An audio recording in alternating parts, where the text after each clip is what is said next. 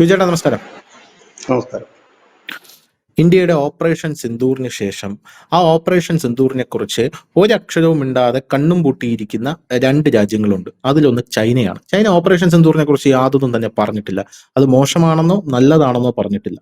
ആഹ് operation സിന്ദൂറിന് ശേഷം അമേരിക്കയും operation സിന്ദൂറിനെ കുറിച്ച് ഒരു വാക്ക് പറഞ്ഞിട്ടില്ല. പക്ഷെ പോരാത്തതിന് അമേരിക്ക പല രീതിയിലുള്ള പിന്തുണയും അമേരിക്ക വർദ്ധിപ്പിച്ചിട്ടുണ്ട് എന്ന് നമുക്ക് എല്ലാവർക്കും അറിയാം. അസീം മുനീറിനെയൊക്കെ വിളിച്ച് സംസാരിച്ചിട്ടുണ്ട്. അയാൾ ഭരണത്തിലേറാൻ പോകുന്നു പാകിസ്ഥാൻ എന്നൊക്കെ കേൾക്കുന്നു. പക്ഷെ അങ്ങനെ ഇരുന്നാലും നമ്മുടെ ഈ അതിബുദ്ധിപരമായിട്ടുള്ള ഈ ഓപ്പറേഷൻ കണ്ടില്ലെന്ന് നടിക്കാൻ പട്ടാളക്കാർക്കാവില്ലല്ലോ. ഈ അമേരിക്കയുടെ F-15 F-16 പറത്തുന്ന പൈലറ്റ് ആയിട്ടുള്ള റയാൻ ബോഡൻഹൈമറിന്റെ ഒരു പ്രസ്താവന ഇപ്പോൾ പുറത്തു വന്നിട്ടുണ്ട്. ഈ പ്രസ്താവനയിൽ റയാൻ ബോഡൻഹൈമർ അത്ഭുതത്തോടു കൂടി പറയുകയാണ്, ഇത് ഒരു എക്സ്ട്രാ ഓർഡിനറി ആയിട്ടുള്ള ഒരു ഓപ്പറേഷൻ ആണ് എന്നാണ് പുള്ളിക്കാരൻ പറയുന്നത്. ഇന്ത്യയുടെ ഡിഫൻസിന്റെ ബുദ്ധിശക്തി, അതായത് ഇന്ത്യ ഇപ്പൊ നമ്മൾ ഒരു യുദ്ധം നമ്മൾ നടത്തുമ്പോൾ, ഞാനൊരു കാര്യം പറയാം. ഇപ്പോൾ എന്റെ കയ്യിലിരിക്കുന്ന ആയുധങ്ങൾ, ബിജുചേട്ടന്റെ കയ്യിലും ആയുധങ്ങൾ കാണും, നമ്മുടെ രണ്ടുപേരുടെ കയ്യിലും ആയുധങ്ങൾ കാണും. ഇപ്പൊ ബിജുചേട്ടന്റെ കയ്യിലിരിക്കുന്നത് വളരെ അഡ്വാൻസ്ഡ് ആയിട്ടുള്ള ആയുധങ്ങളായിരിക്കും, എന്റെ കയ്യിൽ അത്ര അഡ്വാൻസ്ഡ് ആയിരിക്കില്ല ആയുധങ്ങൾ. എന്നിരുന്നാൽ പോലും ബുദ്ധി ഉണ്ടെങ്കിൽ എനിക്ക് ഈ ആയുധം വെച്ച് താങ്കളെ ജയിക്കാനായിട്ട് സാധിക്കുമല്ലോ. നമുക്കറിയാലോ, ഇപ്പൊ മഹാഭാരത യുദ്ധത്തിൽ കൗരവരുടെ ഭാഗത്തായിരുന്നു ഏറ്റവും കൂടുതൽ അക്ഷോഹിണി സൈന്യവും ഏറ്റവും കൂടുതൽ ആൾക്കാരും തേരും കുതിരയും ആനയും ചക്കയും മാങ്ങയും തേങ്ങ എല്ലാം കൗരവരുടെ ഭാഗത്തായിരുന്നു. പക്ഷെ വിജയിച്ചത് പാണ്ഡവരാണ്. കൗരവരെ കമ്പയർ ചെയ്ത് നോക്കുമ്പോൾ പാണ്ഡവർക്ക് അവരുടെ സൈനിക ബലത്തിന്റെ പകുതി പോലും ഇല്ലായിരുന്നു.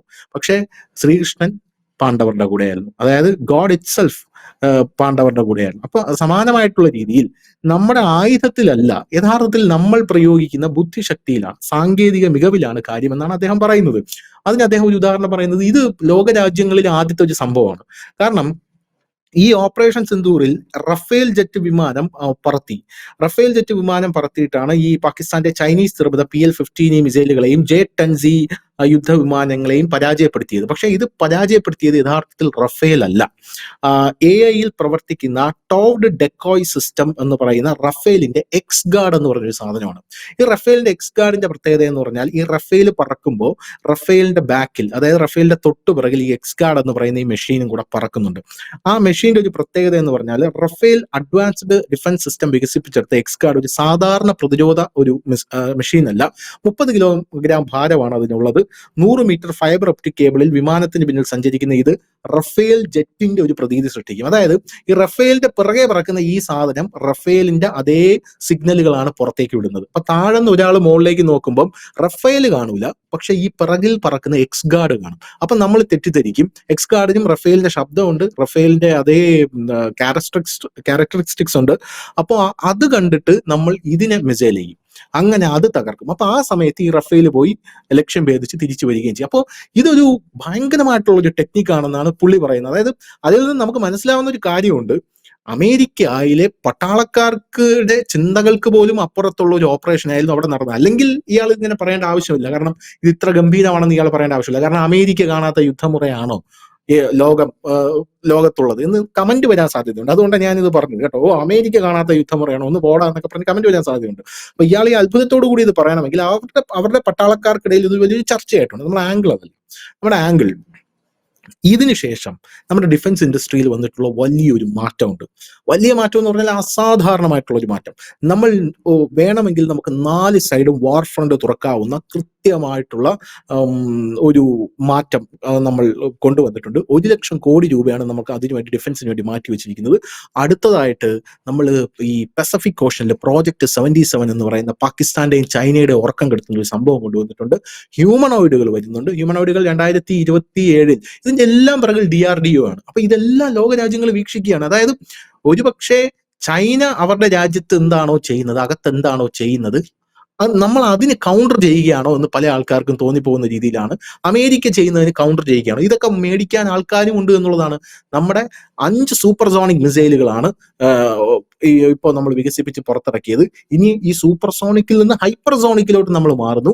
ഈ ഹൈപ്പർസോണിക് മിസൈൽ തന്നെ സബ്മറൈനിൽ നിന്ന് എങ്ങനെ വിക്ഷേപിക്കാം എന്നുള്ള ആ ഒരു പരീക്ഷണം, ഇതിന് അത്ഭുതത്തോടു കൂടി ഞാൻ പറയുന്നത്, ഇപ്പൊ കോൺഗ്രസിന്റെ കാലഘട്ടത്തിലാണെങ്കിൽ ഈ ഹൈപ്പർസോണിക് സൂപ്പർസോണിക് ആവാനായിട്ട് ഒരു 25 കൊല്ലം എടുക്കും. ഈ സൂപ്പർസോണിക്ക് സബ്മറൈനിൽ വരാനായിട്ട് ഒരു 100 കൊല്ലം എടുക്കും. അങ്ങനെ കിടന്ന് ഇതിങ്ങനെ ഇത് ഇന്ന് ഞാൻ ഒരു വാർത്ത കൊടുക്കുന്നു, ഹൈപ്പർസോണിക് മിസൈൽ വരുന്നു. നാളെ വാർത്ത മാറി. നാളെ വാർത്ത ഹൈപ്പർസോണിക് ഇതാ സബ്മറൈന് ഫിറ്റ് ചെയ്യാൻ പോകുന്നു, അതിന്റെ പരീക്ഷണം നടത്താൻ പോകുന്നു എന്നുള്ളതാണ്. വളരെ സ്പീഡിലാണ് ഇത് മുന്നോട്ട് പോകുന്നത്. അപ്പൊ നമ്മുടെ പ്രതിരോധ രംഗത്തിന് എന്താണ് സംഭവിക്കുന്നത്? ലോക രാജ്യങ്ങൾ അത്ഭുതത്തോടു കൂടി നോക്കുകയാണ് ഈ പ്രതിരോധ രംഗത്തെ. അതിഭീകരമായിട്ട് വളരുകയാണ്. എന്താണ് ഇതിന്റെ പിന്നിലുള്ള ഒരു കാരണം? ധനുഷ് ആദ്യം പറഞ്ഞ ആ പോയിന്റതാണ് ഇതിനകത്ത് പ്രധാന ഘടകം. അതായത് നമ്മുടെ കയ്യിലുള്ള ആയുധങ്ങൾ എങ്ങനെ ഉപയോഗിക്കുന്നു എന്നുള്ളതാണ്. അതിനൊരു വലിയ ബ്രെയിൻ തന്നെ ആവശ്യമാണ്. ഇപ്പം നമ്മുടെ കയ്യിൽ ഇരിക്കുന്ന ആയുധങ്ങളെല്ലാം തന്നെ നമ്മൾ തദ്ദേശീയമായി വികസിപ്പിച്ചെടുത്തതല്ല. നമ്മൾ റഷ്യയുടെ നിന്നും ഫ്രാൻസിന്റെ കയ്യിൽ നിന്നും മറ്റും വാങ്ങിയതാണ്. റഫേലൊക്കെ നമ്മുടെ അല്ലല്ലോ, അവിടുന്ന് വാങ്ങിയതാണ്. അതിൽ നമ്മൾ എന്താണ് അഡ്വാൻസ് ആയിട്ട് ചെയ്യുന്നതെന്നും അത് എങ്ങനെയാണ് തന്ത്രപൂർവ്വം ഉപയോഗിക്കുന്നതും എന്നാണ്. കാരണം യുദ്ധത്തിനകത്ത് ഏറ്റവും വലിയ ഒരു വിജയം എന്ന് പറഞ്ഞാൽ ആയുധമല്ല, അതിനപ്പുറത്തേക്ക് ആയുധം ഉപയോഗിക്കുന്നവന്റെ തലയാണ്. കാരണം ഇപ്പൊ ആയുധമുണ്ട് എന്ന് പറഞ്ഞിട്ട് കാര്യമില്ല, അത് കൃത്യമായി എങ്ങനെ ഉപയോഗിക്കുന്നു എന്നുള്ളതിന്റെ ആ ഒരു ബ്രെയിൻ കണക്കാണ് ഇരിക്കുന്നത്. നമ്മള് പാകിസ്ഥാന്റെ കേന്ദ്രങ്ങളിലേക്ക് ആക്രമിച്ച് ഒരെണ്ണം പോലും വേസ്റ്റ് ആയില്ല. കൃത്യമായിട്ട് അത് പോയിന്റുകൾ ചെന്ന് പതിച്ചു. അത് നേരെ മറിച്ച് ഒരു കാര്യം കൂടെ പറഞ്ഞോട്ടെ. ആ സമയത്ത് നമ്മൾ വാർത്ത കൊടുത്തിരുന്നു. അതായത് പാകിസ്ഥാനിൽ ഇന്ത്യ ആക്രമണം നടത്തിയല്ലോ, ഭീകരാക്രമണം. അന്ന് രാത്രി 2 മണിക്കാണ് നമ്മൾ ന്യൂസ് ഇന്ത്യ മലയാളമാണ് ആ വാർത്ത ഓൺലൈൻ മീഡിയസിൽ ആദ്യം ബ്രേക്ക് ചെയ്യുന്നത്. ആ വാർത്ത കൊടുത്തപ്പോൾ എൻ്റെ ഒരു സുഹൃത്ത് എന്നോട് വിളിച്ച് ചോദിച്ചു, 600 ഭീകരരെ മരിച്ചു എന്ന് നീ എങ്ങനെ പറയും? അത് നിനക്ക് എന്തെങ്കിലും സോഴ്സ് ഉണ്ടോ 600 ഭീകരർ മരിച്ചു എന്നുള്ളത്? അപ്പൊ ഞാൻ അയാളോട് ചോദിച്ചത്, എല്ലാ മാധ്യമങ്ങളിലും വന്ന വാർത്തയാണ്, ഇന്ത്യ 600 ഭീകരരെ ലക്ഷ്യം വെച്ചാണ് അവിടെ മെസ്സേജ് അയച്ചത് എന്നുള്ളത്. 600 ഭീകരരെ ലക്ഷ്യം വെച്ചു. ഈ 600 ഭീകരരെ ലക്ഷ്യം വെക്കുമ്പോഴും എനിക്ക് കൃത്യമായിട്ട് എൻ്റെ രാജ്യത്തിന്റെ ഈ പ്രതിരോധ സേനയിൽ വിശ്വാസം, പട്ടാളത്തിൽ വിശ്വാസമുണ്ട്. അവർ ലക്ഷ്യം വെച്ചിട്ടുണ്ടെങ്കിൽ 600 പേരും ചത്തിട്ടുണ്ടാവും. പാകിസ്ഥാൻ അത് പുറത്ത് പറയില്ല. ഇപ്പൊ നമ്മുടെ ബലാക്കോട്ടിൽ ആക്രമണം നടത്തിയപ്പോഴും പൈൻ മരങ്ങൾക്ക് മുകളിലാണ് അത് വീണതെന്ന് പാകിസ്ഥാൻ പറഞ്ഞു. അത് രാഹുൽ ഗാന്ധി ഏറ്റു പറഞ്ഞു. പിന്നീട് 1 വർഷം കഴിഞ്ഞ് ഇയാള്, അന്ന് ഇമ്രാൻഖാൻ ആയിരുന്നു, UN പോയിട്ട് പറഞ്ഞത് എന്താ, നമ്മുടെ 250 പട്ടാളക്കാർ ചത്തുപോയെന്നാണ് അയാൾ പറഞ്ഞത്. അപ്പൊ അങ്ങനത്തെ ഒരു സംഭവമൊക്കെ ഉണ്ട്. അല്ല, ബാലക്കോട്ടിൽ 314 പേരെന്ന് ആദ്യം തന്നെ റിപ്പോർട്ട് വന്നു. പക്ഷെ അവർ പറഞ്ഞ ഈ ഞങ്ങളുടെ മരത്തിന്റെ മുകളിൽ കൊണ്ടിട്ടാണ് ഇട്ടുണ്ടോ, ആരും മരിച്ചില്ല.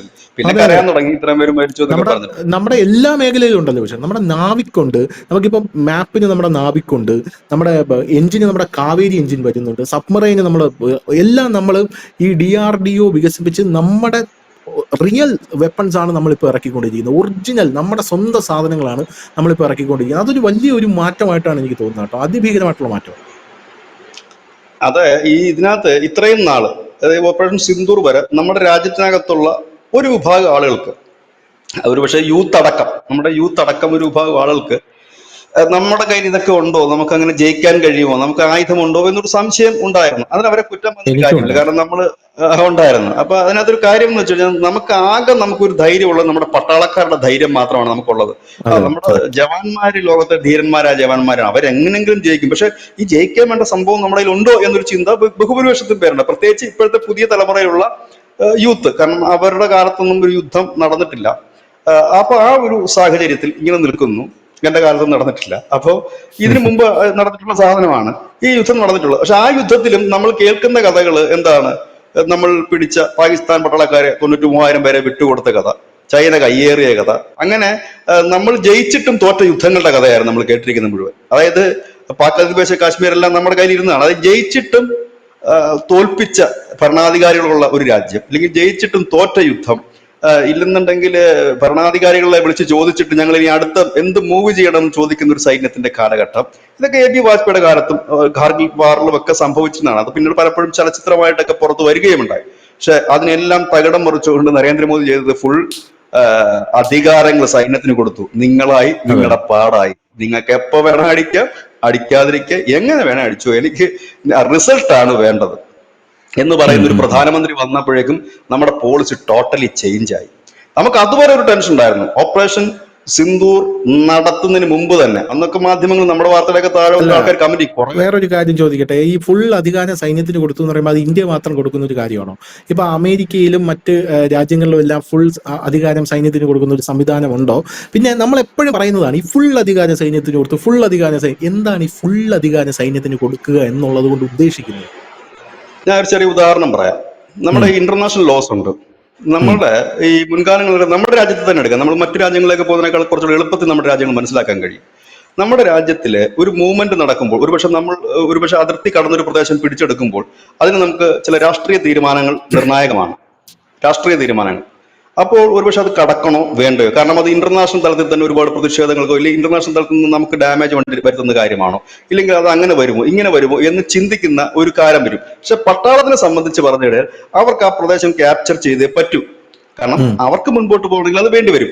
അപ്പൊ ആ ഒരു സാഹചര്യത്തിൽ എന്ത് ചെയ്യും?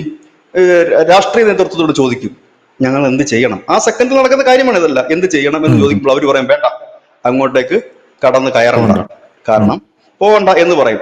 ഇത് എന്താണ് അവിടെ സംഭവിക്കുന്നത്? നമ്മുടെ ആ പട്ടാളത്തിന്റെ മനോവീര്യം തകർക്കുന്ന നിലയിലേക്കാണ് അത് പോകുന്നത്, അല്ലെ? കാരണം അവരാ ഒരു മുന്നേറി മുമ്പോട്ട് പോകുമ്പോൾ അവർക്കൊരു ലക്ഷ്യമുണ്ട്. എടാ, ഇന്ന സമയം ഞങ്ങൾ ഇത് ചെയ്തു, ഇനി അടുത്ത ഞങ്ങളുടെ ഒരു പോയിന്റ് അതാണ്, അവിടെ കൂടെ പിടിച്ചു കഴിഞ്ഞാൽ നമ്മൾ സേഫ് ഇതായി, നമ്മൾ ക്യാപ്ചർ ചെയ്തു എന്ന് നമുക്ക് വരുമായിരുന്നു. പക്ഷെ അതിനെ തകർത്തുകൊണ്ട് അവിടുന്ന് വരികയാണ്, വേണ്ട, അവിടെ കൊണ്ട് നിർത്തിക്കൂ എന്ന് പറയുന്നു. ബംഗ്ലാദേശ് വാറില് നമ്മൾ ബംഗ്ലാദേശിനെ സഹായിക്കാൻ പോയതാണ്. അവിടെ എന്താണ് സംഭവിച്ചത്? 93,000 പാക് പട്ടാളക്കാരെ നമ്മൾ പിടിച്ചു വെച്ചു. നമ്മുടെ പട്ടാളക്കാർ കുറച്ചു പേര് പാകിസ്ഥാന്റെ പക്കലുണ്ടായിരുന്നു. ആ പട്ടാളക്കാരെ കുറിച്ച് ഇന്നും വിവരങ്ങളൊന്നുമില്ല. നമ്മൾ ഈ 93,000 പേരെയും വിട്ടുകൊടുത്തു. അന്നും പലരും പറഞ്ഞിരുന്നതാണ്, ചോദിച്ചുമില്ല, അവരെ കിട്ടിയിട്ടുമില്ല. അവരവിടെ കിടന്ന് നരകച്ച് ചത്തു എന്നാണ് നമുക്ക് ഈ പല ലേഖനങ്ങളിൽ നിന്ന് മനസ്സിലാക്കാൻ കഴിയുന്നത്. ഇവിടെ എന്താണ് സംഭവിച്ചത്? ഇത് രാഷ്ട്രീയ നേതൃത്വത്തിന്റെ ഇടപാടല്ലേ? പക്ഷെ ആ 93,000 പേരെ ഇന്നിപ്പോ നരേന്ദ്രമോദി ആയിരുന്നെങ്കിൽ ആ 93,000 പേരെ പിടിച്ചു വെച്ചുകൊണ്ട് നമുക്ക് വേണ്ട എല്ലാ ഡിമാൻഡുകളും പാകിസ്ഥാനെ കൊണ്ട് മൂക്കുകൊണ്ട് എഴുതിച്ചിട്ട് വിട്ടാനെ. ഞങ്ങൾക്ക് ഇന്നയാണ് ഞങ്ങളുടെ ഡിമാൻഡ്, ഇന്നൊക്കെ സ്ഥലം തരണം, ഇങ്ങോട്ട് കയറി വരരുത്, ഇതിന് ആളെ വേണോ വേണ്ടയോ എന്ന് വെച്ചിട്ട് ഒന്നുകിൽ പാകിസ്ഥാൻ പട്ടാളക്കാരെ മറന്നിട്ട് പോകണം, മറന്നേക്കണമായിരുന്നു, ഇല്ലെന്നുണ്ടെങ്കിൽ ചെയ്യണം. അത് ചെയ്തില്ലേ? പാക് അധിനിവേശ കാശ്മീര് നമുക്ക് ഈസി ആയിട്ട് നമുക്ക് ഉണ്ടായിരുന്നല്ലേ? അവിടെ കൊണ്ട് യുദ്ധം നിർത്തേണ്ടി വന്നില്ലേ? ഒരല്പം കൂടെ വെയിറ്റ് ചെയ്തിരുന്നെങ്കിൽ നമുക്ക് ആ ഒരു പ്രദേശം കൂടെ കടന്ന് നമ്മൾ മുമ്പോട്ട് ചെല്ലുമായിരുന്നില്ലേ? അങ്ങനെ എത്ര കാര്യങ്ങൾ നമ്മളിതെല്ലാം പിടിച്ചെടുത്തിട്ട് വിട്ടുകൊടുക്കേണ്ട ഒരു സാഹചര്യത്തിലേക്ക് നമ്മൾ എത്ര തവണ പോയിരിക്കുന്നു. ഇല്ലെങ്കിൽ നമ്മുടെ സൈന്യത്തിന്റെ മുന്നേറ്റത്തിന് പലപ്പോഴും രാഷ്ട്രീയ നേതൃത്വങ്ങൾ തടയിട്ടിട്ട് തന്നെയുണ്ട്. ഇനി അതൊരു കാര്യം. രണ്ടാമത്തെ കാര്യം എന്ന് വെച്ച് കഴിഞ്ഞാല്, ഈ ധനുഷ് നേരത്തെ തുടക്കത്തിൽ സൂചിപ്പിച്ചൊരു കാര്യമുണ്ട്, ഈ കോൺഗ്രസിന്റെ കാര്യം പറഞ്ഞു. ഇവര് വന്നിട്ട് എന്ത് ഡെവലപ്മെന്റ് ആണ് സൈന്യത്തിൽ ഉണ്ടായത്? അവരുടെ വാഹനങ്ങൾ മാറിയായിരുന്നു. 15,000 പുതിയ വാഹനങ്ങളാണ് ഫസ്റ്റ് നരേന്ദ്രമോദി സർക്കാർ 2014 വരുമ്പോൾ പുതിയതായിട്ട് സൈന്യത്തിലേക്ക് എത്തുന്നത്. മോദി കയറുന്ന സമയത്ത് എത്രയധികം സബ്മറൈനുകളാണ് കത്തി നശിച്ചത്, ബാറ്ററി ഫെയിലിയർ, അത് ഇതൊക്കെ കൊണ്ട്. അതൊക്കെ നമ്മൾ പരിശോധിച്ചപ്പോൾ ഇത് പഴയ സബ്മറൈനാണ്, കോൺഗ്രസിന്റെ മറ്റേ സ്വാതന്ത്ര്യം കിട്ടുന്ന കാലത്തുള്ളതാണെന്ന് പറഞ്ഞ റിപ്പോർട്ടുകളല്ലേ ആ സമയത്തൊക്കെ പുറത്തു വന്നിരുന്നത്. ജാക്കറ്റുകള്, സൈന്യത്തിന് ജാക്കറ്റുകളിലായിരുന്നു തണുപ്പ് സമയത്ത് ഉപയോഗിക്കാൻ നല്ല രീതിയിലുള്ള. നമ്മളിതൊക്കെ പറയുമ്പോൾ ആളുകൾ പറയും നരേന്ദ്രമോദി പൂഴ്ത്തുന്നത്. അത് ഈ മോദിയോട് നമുക്കിപ്പോ ഒരു ദേഷ്യമുണ്ട് എന്ന് കരുതി അദ്ദേഹം ചെയ്ത കാര്യങ്ങൾ ഇല്ല എന്നൊക്കെ എങ്ങനെ പറയാൻ പറ്റും? ഇത് ചരിത്രമാണ്. ഇപ്പൊ നമ്മളിപ്പോ പറയാതിരുന്നുകൊണ്ട് നാളത്തെ തലമുറ അത് അറിയാതെ പോകുന്നില്ല. അവർക്ക് അറിയാൻ ഒരുപാട് സോഴ്സുകളുണ്ട്. നമ്മൾ പറഞ്ഞാലോ നമ്മൾ പറഞ്ഞില്ലെങ്കിലും അത് അറിയും. കാരണം ഇതൊക്കെ ചരിത്രമാണ്. ഒരു പട്ടാളക്കാരനെ ലീവിന് വരുന്ന പട്ടാളക്കാരനോട് ചോദിച്ചാൽ അവർ പറയും ഞങ്ങൾക്ക് ഇങ്ങനെയൊക്കെയുള്ള ഒരുപാട് ഫെസിലിറ്റി അവർ തന്നു എന്നുള്ളത്. പിന്നെ അവരുടെ സാലറി അടക്കമുള്ള കാര്യങ്ങൾക്ക് വലിയ വ്യതിയാനങ്ങൾ സംഭവിച്ചു. അങ്ങനെ വലിയ കാര്യങ്ങളിലേക്ക് അവർ പോവുകയും അവരുടെ ഫെസിലിറ്റികൾ കൂട്ടുകയും നമുക്ക് ഒരിക്കലും കടന്നു ചെല്ലാൻ കഴിയാത്ത അരുണാചൽ പ്രദേശ് പോലെയുള്ള അതിർത്തി പ്രദേശങ്ങൾ എയർ സ്ട്രിപ്പുകൾ പണിതു. അവിടെ നമുക്ക് മുമ്പ് കോൺഗ്രസിന്റെ കാലത്ത് റോഡ് പോലും പണിതിരുന്നില്ല അങ്ങോട്ടേക്ക്. അപ്പൊ ചോദിച്ചപ്പോൾ പറഞ്ഞു നമ്മൾ റോഡ് പണിതാൽ ചൈന കയറി വരും, എളുപ്പമാണ് ചൈനയ്ക്ക് വരാൻ. ഇന്ന് അവിടെ എയർ സ്ട്രിപ്പുകൾ വന്നിരിക്കുന്നു. ചിക്കൻ നെക്കിലേക്ക് നമ്മൾ വലിയ രീതിയിലുള്ള പാത തുറന്നിരിക്കുന്നു. അപ്പൊ നമ്മൾ അതിന്റെ ഇൻഫ്രാസ്ട്രക്ചർ ഒക്കെ തുടങ്ങി. അപ്പൊ നമ്മുടെ രാജ്യത്തുള്ള ഒരു കുറച്ചു പേർക്കും ഒപ്പം തന്നെ മറ്റു രാജ്യങ്ങൾക്കും ഒരു സംശയമുണ്ടായിരുന്നു ഇന്ത്യ എങ്ങനെയാണ്. കാരണം ഇപ്പോഴും നമ്മൾ ചൈനയെ കുറിച്ച് കേൾക്കുന്നത് ചൈന സംഭവമാണെന്നാണ്. ചൈന ഈ 1960 ശേഷം അവരൊരു വാറിലും പങ്കെടുത്തിട്ടില്ല. അതുകൊണ്ട് നമുക്ക് അറിയില്ല, വാറിൽ പങ്കെടുത്താൽ മാത്രമേ അറിയൂ. പക്ഷെ ഇന്ത്യ കൃത്യതയോടെ ആക്രമണം നടത്തിയപ്പോഴാണ് മനസ്സിലാക്കാൻ കഴിയുന്നത് ഇതാണ് ഇന്ത്യ, ഇവരുടെ കയ്യിൽ ഇതും ഇതിന്റെ അപ്പുറത്ത്. ഇപ്പൊ ഒരു ഇന്റർനാഷണൽ മീഡിയ നോക്കുകയാണെങ്കിൽ വളരെ നമുക്ക് കൗതുകം തോന്നും. കാരണം കുറെ ഭാവനയാണോ ഉള്ളതാണോ എന്ന് എനിക്കറിയില്ല. ഈ ഒരുപാട് കഥകളാണ് വരുന്നത്. ഇന്ത്യ എന്തോ ഒരു മായാജാലക്കാരനെ കണക്കാണ് അതിനകത്ത് പലതും എഴുതുന്നത്. ഡിഫൻസ് സിസ്റ്റം വാർത്തകള് പലതും കണ്ടാലുണ്ടല്ലോ ഞാൻ വരെ ബിജുട്ടൻ ആദ്യം പറഞ്ഞ വളരെ കറക്റ്റാണ്. കാരണം ഇന്ത്യയെ കൊണ്ട് എത്ര സാധിക്കും എന്ന് നമ്മൾക്കൊരു തോന്നലുണ്ടായിരുന്നു. പക്ഷെ ഒരു യുദ്ധം വന്നപ്പോഴാണ് എന്തിനു പറയുന്നു, നമ്മുടെ ഈ BJP ഇന്റലക്ച്വൽ സെല്ലുള്ള TG മോഹൻദാസ് പറയുന്നത് ഞാൻ കേട്ടിട്ടുണ്ട്. നമ്മൾ വിചാരിച്ചിരുന്നത് ഇന്ത്യ വളരെ പിന്നിലായിരുന്നു ചൈനയും അമേരിക്കയൊക്കെ വെച്ച് നോക്കുമ്പോൾ. പക്ഷെ ഇപ്പൊ നമുക്ക് മനസ്സിലായി ഇന്ത്യ പിന്നിലല്ല. അവർ അന്തർധാരയിൽ വളരെ സ്ട്രോങ് ആണ്. ഇന്ത്യ വളരെ സ്ട്രോങ് ആണ്.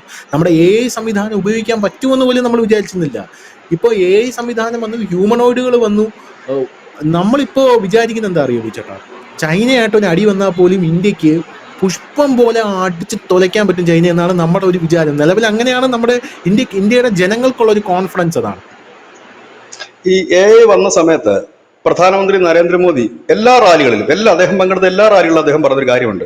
AI നമ്മൾ ലോകത്തിന്റെ ടോപ്പാകും, നമ്മളാണ് ആ AI ലോകത്തെ നിയന്ത്രിക്കുന്നത് അദ്ദേഹം പറഞ്ഞു. അന്നത് പറയുമ്പോൾ നമ്മുടെ ലോകത്തിലെ ഇപ്പോഴും നമ്മുടെ രാജ്യത്തുള്ള എല്ലാവർക്കും AI കുറിച്ച് അറിയില്ല എങ്കിൽ പോലും ഞാനും അതിങ്ങനെ ചിന്തിച്ചടാ, ഇതിനേക്കാൾ ബ്രെയിൻ ഉള്ളവരല്ലേ ലോകത്ത് പലയിടത്ത് കിടക്കുന്നത്, പല രാജ്യക്കാര്, ഇസ്രായേലുണ്ട്, കറക്റ്റ്. അമേരിക്കയിലുണ്ട്, പലയിടത്തും ഉണ്ട്. അവരെങ്ങനെ, പക്ഷെ ഇപ്പൊ നമുക്കത് ബോധ്യം വന്നു. ഇപ്പൊ ഞാനത് പറഞ്ഞു വരുന്നത് ഇന്റർനാഷണൽ മീഡിയസിലൊക്കെ ചിലതിൻ്റെ അകത്തേക്ക് ലേഖനം വരുമ്പോൾ മുമ്പ് ഇസ്രായേലിനെ കുറിച്ച് ഇങ്ങനെയുള്ള വാർത്തകൾ വരുമായിരുന്നു, നമ്മളടക്കം കൊടുത്തിട്ടുണ്ട്. ഇസ്രായേലിന്റെ അണിയറയിൽ പ്രത്യേകതരം ഒരു മിസൈൽ റെഡിയാകുന്നു, പ്രത്യേകതരം ബോംബ് റെഡിയാകുന്നു. സമാനമായ രീതിയിലാണ് ഇപ്പൊ ഇന്ത്യയെ കുറിച്ച് മറ്റ് മാധ്യമങ്ങൾ, നമ്മുടെ അന്തർദേശീയ മാധ്യമങ്ങളൊക്കെ ചിലർ എഴുതി പിടിപ്പിക്കുന്നത്. അവർ അണിയറയിൽ ഒരു വലിയ സംഭവം കൊണ്ടുവരുന്നു, ഒരു വലിയ ബോംബ് ഉണ്ടാക്കുന്നു, ഇല്ലെങ്കിൽ വലിയ മിസൈൽ ഉണ്ടാക്കുന്നു എന്നുള്ള ഒരു രീതിയിലേക്ക് മാറി.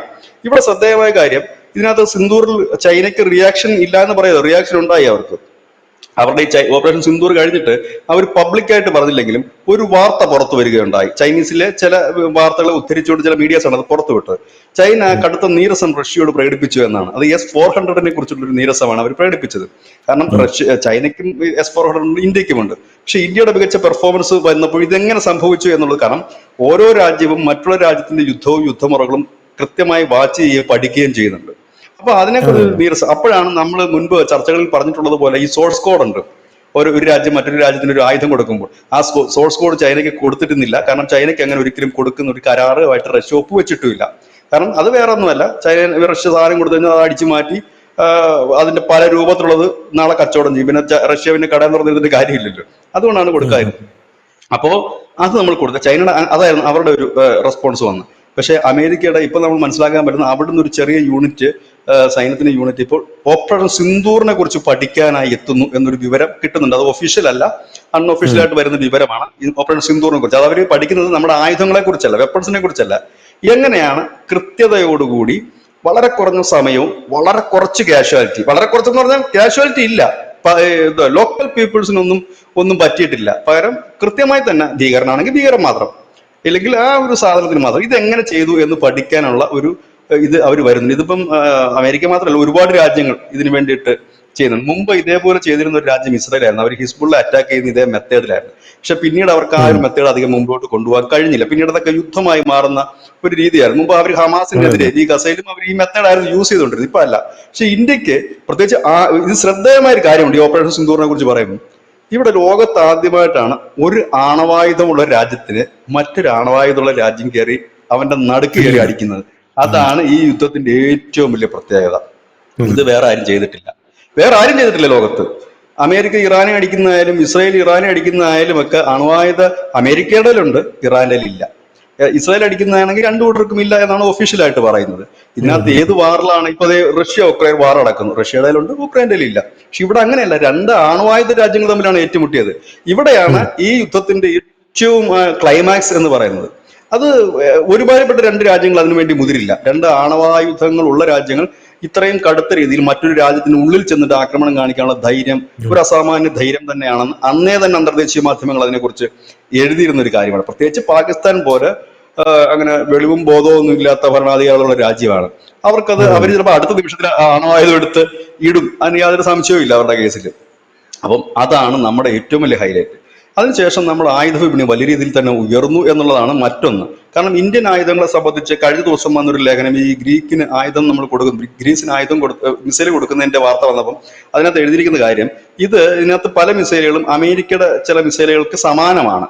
പക്ഷെ അതിനകത്ത് കുറച്ചുകൂടെ ക്വാളിറ്റി ഇന്ത്യൻ മിസൈലുകൾക്കുണ്ട്. പിന്നെ റേറ്റ്, പൈസ കുറവാണ്, അതാണ് ഒരു വലിയ ബെനിഫിറ്റ്. രണ്ടാമത് യൂറോപ്പിന്റെ മാനദണ്ഡം, അത് ഈ മിസൈലുകൾക്ക് പറ്റും ഈ മാനദണ്ഡമുണ്ട്. നമ്മുടെ വാഹനങ്ങൾക്കുമൊക്കെ ഭാരത് 6-7 എന്നൊക്കെ പറയുന്നത് ഇതിന് ഒരു ആ മാനദണ്ഡങ്ങളെല്ലാം പാലിച്ചിട്ടുമാണ് അതിനെ ഇറക്കുന്നത്. അപ്പം ആ രീതിയിലേക്കാണ് നമ്മുടെ വിപണി തുറന്നിരിക്കുന്നത്. ഇപ്പൊ ഈ ഒരു ഓപ്പറേഷൻ സിന്ദൂർ കഴിഞ്ഞപ്പോൾ ശരിക്കും പറഞ്ഞാൽ നമ്മുടെ ഒരു വലിയ ഷോറൂം തുറന്നതുപോലെയാണ് ആയുധങ്ങളുടെ. പലതരം ഷോറൂമാണ് അല്ലെ. ഇത് ആയുധങ്ങൾ കണ്ടിട്ടും കണ്ണു തള്ളുകയാണ്. ഇതൊക്കെ എവിടുന്നാണ് ഈ സാധനമൊക്കെ ഉണ്ടായിരുന്നോ, ഇതെന്താണ്, അതുകൊണ്ട് ഇപ്പൊ എന്ത് പറ്റി? ഇത് നാഷണൽ ലെവലിൽ ഒരു ചാനൽ, അതെ, ഇതിന്റെ അന്തർധാരയിൽ ഇതിന്റെ പണി നല്ലപോലെ നടക്കുന്നുണ്ട് അന്തർധാരയില്. ഇപ്പൊ ഉദാഹരണത്തിന് ഞാൻ പറഞ്ഞുതരാം, ഇപ്പൊ നമ്മുടെ രാജ്യത്തിന് ഏത് ഭാഗത്തു നിന്നൊക്കെയാണ് അറ്റാക്ക് വരാൻ സാധ്യതയുള്ളത്, ആ രാജ്യത്തിനുള്ള ആയുധങ്ങൾ എന്തൊക്കെയാണ്, ആ ആയുധങ്ങൾക്ക് കൗണ്ടറായിട്ട് നമുക്ക് എന്തൊക്കെ വികസിപ്പിക്കണം എന്ന് കൃത്യമായിട്ട് അറിയാം. ഇപ്പൊ ഈ ഇടയ്ക്ക് ഒരു വാർത്ത പുറത്തു വന്ന ചൈന കൊതുകിന്റെ വലിപ്പമുള്ള ഡ്രോൺ വികസിപ്പിക്കുന്നു എന്നുള്ളത്. കൊതുകിന്റെ വലിപ്പം സീരിയസ്ലി ടൈംസ് നൗ ഉണ്ടായിരുന്ന റിപ്പോർട്ടാണ്. കൊതുകിന്റെ വലിപ്പമേ ഉള്ളൂ ആ ഡ്രോണിന്. അപ്പൊ ആ ഡ്രോണ് ഒരു 1,00,000 ഡ്രോൺ പറത്തി വിട്ടാൽ, കൊതുകിന്റെ അത്രയല്ലേ ഉള്ളൂ, 1,00,000 ഡ്രോൺ പറത്തി വിട്ടാൽ അതിൽ എന്തും കൊണ്ടുവരാം. ബയോ വെപ്പൺ കൊണ്ടുവരാം, വിഷം പുരട്ടി കൊണ്ടുവരാം, വേറെ പല കാര്യങ്ങൾക്കും അത് ഉപയോഗിക്കാം.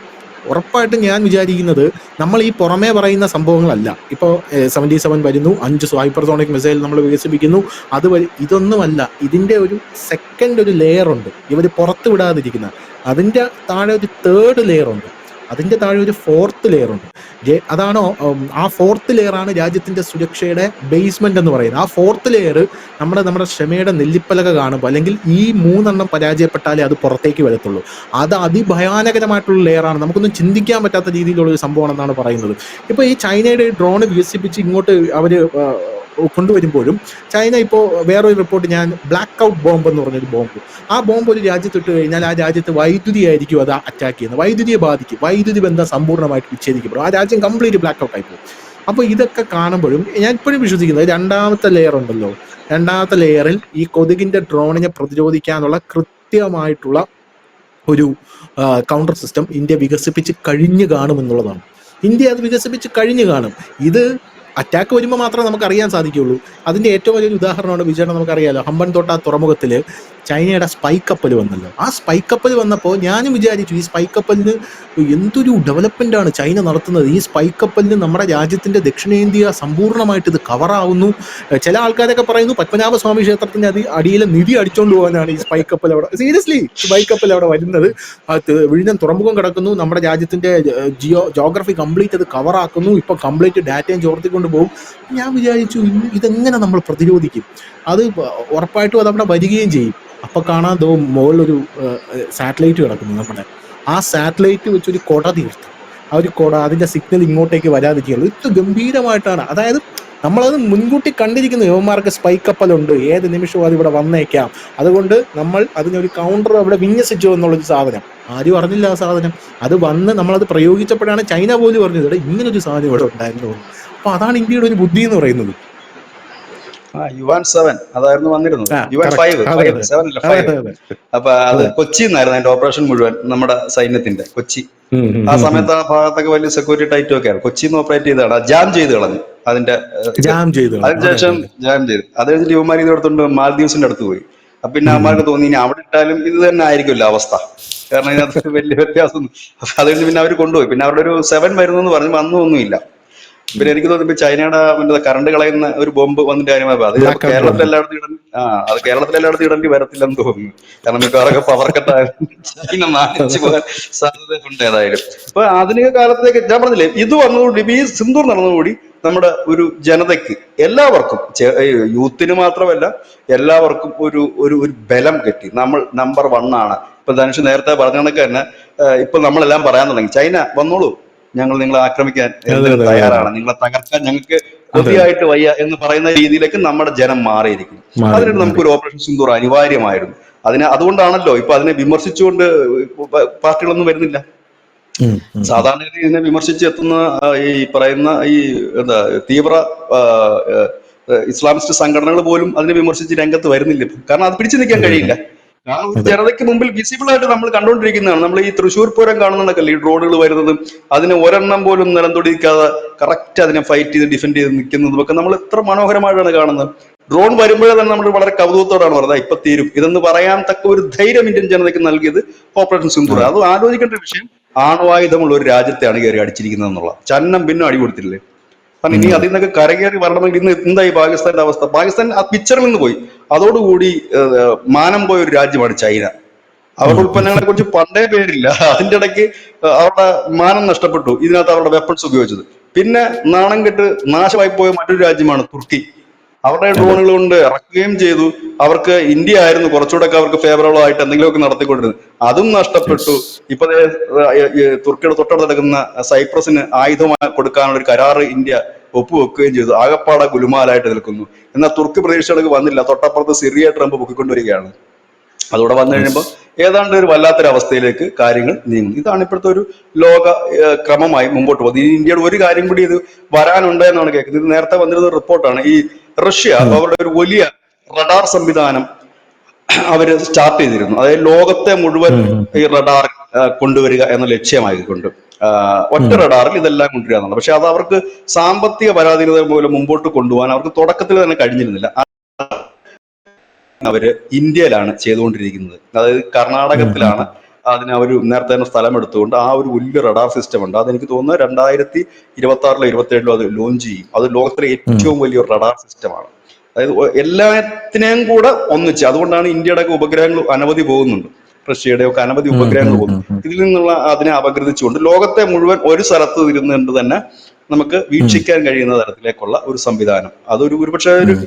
വലിയ സംഭവം തന്നെ ആയിരിക്കും ലോകത്ത്. 2026-ലോ 27-ലോ അത് ലോഞ്ച് ചെയ്യും. അതിന്റെ പണികൾ അവസാന ഘട്ടത്തിലാണെന്നാണ് പുറത്തു വരുന്ന വിവരവും.